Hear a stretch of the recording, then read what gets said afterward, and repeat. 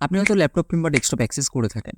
যদি এমনটা হয়, আপনার কোনো রকম বাড়তি খাটনি ছাড়াই শুধুমাত্র একটা বাটন প্রেস করে আপনি আপনার ডেস্কটপ কিংবা ল্যাপটপটিকে শাটডাউন করতে পারেন।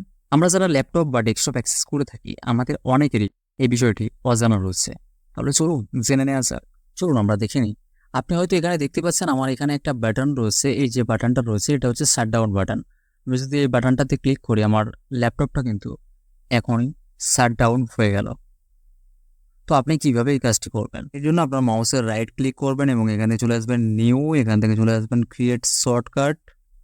তো এরপর আপনার সামনে ঠিক এরকম একটা পেজ চলে আসবে। আপনি এখানে লিখবেন শাটডাউন EXE স্পেস, ঠিক এই কোড নাম্বারটা আপনাকে এখানে টাইপ করতে হবে।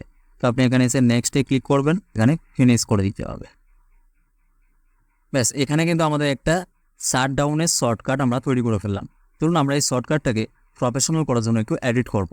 তো এর জন্য আপনি আবারও মাউসের রাইট ক্লিক করবেন, চলে আসবেন প্রপার্টিস। তো এরপর আপনি এখানে দেখতে পাচ্ছেন চেঞ্জ আইকন বলে একটি অপশন রয়েছে, আপনি চেঞ্জ আইকনে ক্লিক করবেন। এরপর আপনার সামনে ঠিক এরকম একটা পেজ চলে আসবে। তো এখান থেকে আমি এই আইকনটাকে সেট করে নিচ্ছি। তো আমি জাস্ট এটাকে সিলেক্ট করে এখান থেকে ওকে করে দিচ্ছি। এরপরে আমরা এখানে অ্যাপ্লাই ক্লিক করব এবং তারপর আমরা এখান থেকে ওকে করে দেবো।